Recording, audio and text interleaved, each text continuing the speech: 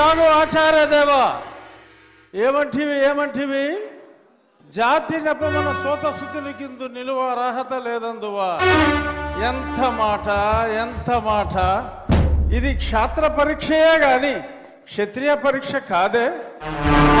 కాకూడదు, ఇది కుల పరీక్షయే అందువా. నీ తండ్రి భరద్వాజుని సంభవం ఎట్టిది. అతి దుముక్షాకరమైన నీ సంభవం ఎట్టిది.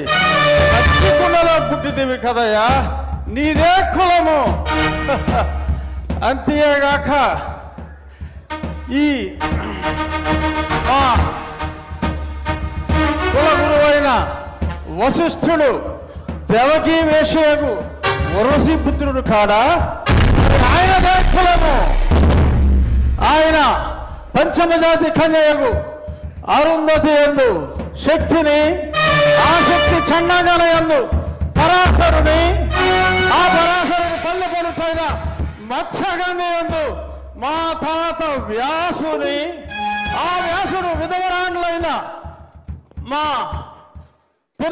పితామహి అంబికతో, నా తండ్రిని పితామహి అంబాలికతో, నా పినతండ్రి పాండురాజును, మా ఇంటి దాసితో ధర్మ నిర్మాణ సరుడని మీ అందరితో కీర్తించబడుతున్న ఈ విదురదేవుని కనలేదా? నాతో చెప్పిందేమయ్యా. బట్టి క్షత్రబీజ ప్రాధాన్యములతో సంకరమైన మా కురువంశము ఏనాడో కులము వ్యర్థవాదములు.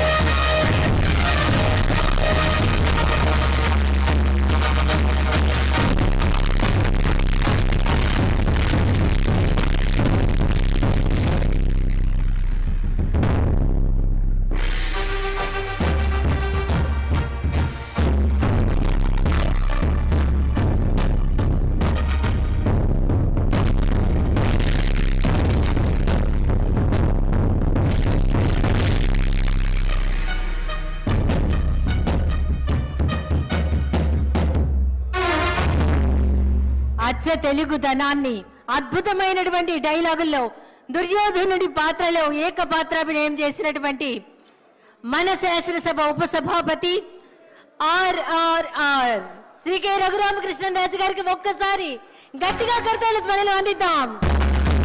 అభినందనలు సార్.